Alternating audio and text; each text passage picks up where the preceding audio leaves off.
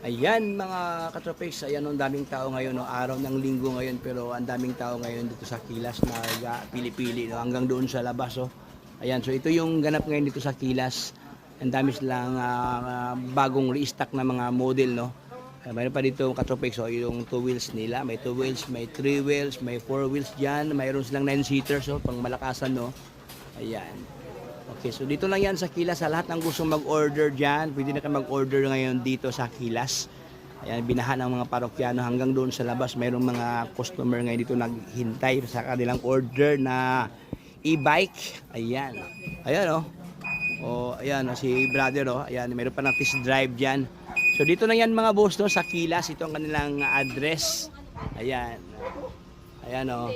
8th Street, Goodrich Village, Concepcion, Ono, Marikina City. Ayan, at saka ang kanilang main